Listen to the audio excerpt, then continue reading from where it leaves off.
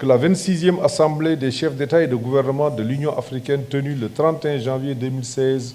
à Addis Abeba avait adopté l'initiative de la politique et de la stratégie spatiale africaine dans le but de développer une activité spatiale à la portée des États africains et d'impulser un écosystème favorable à l'investissement privé. Et c'est là toute l'importance du dialogue spatial, initié par les commissions de l'Union africaine et de l'Union européenne,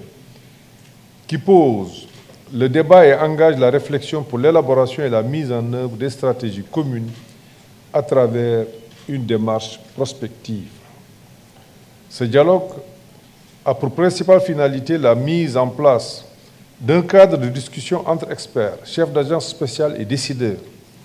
des dernières avancées en matière de politique, réglementation, recherche, sciences et technologies spatiales, afin de partager les meilleures pratiques et les stratégies pour la gestion des programmes spatiaux et d'explorer de nouvelles opportunités pour des initiatives conjointes. Mesdames et messieurs, l'économie mondiale est devenue une économie du savoir, dans laquelle les véritables richesses ne sont plus que les ressources naturelles, mais aussi et surtout les ressources humaines, scientifiques et technologiques. Le dialogue spatial initié par l'UA et l'UE s'inscrit pleinement dans cette compréhension du rôle que doivent jouer les sciences et technologies spatiales, celui d'un véritable levier de développement pour notre continent, grâce à l'exploitation des résultats de la recherche, de l'innovation et des données satellitaires. Nul besoin alors de démontrer que le secteur spatial constitue un pilier fondamental du développement humain au XXIe siècle. Le spatial permet de faire prospérer un écosystème avec des solutions satellitaires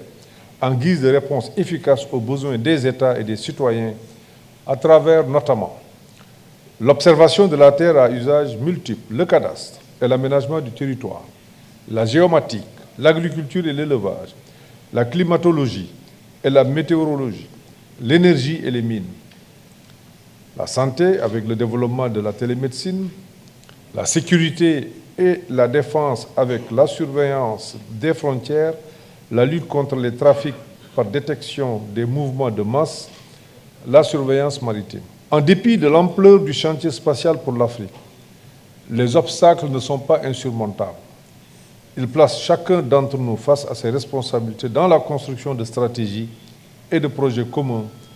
et mutuellement bénéfiques.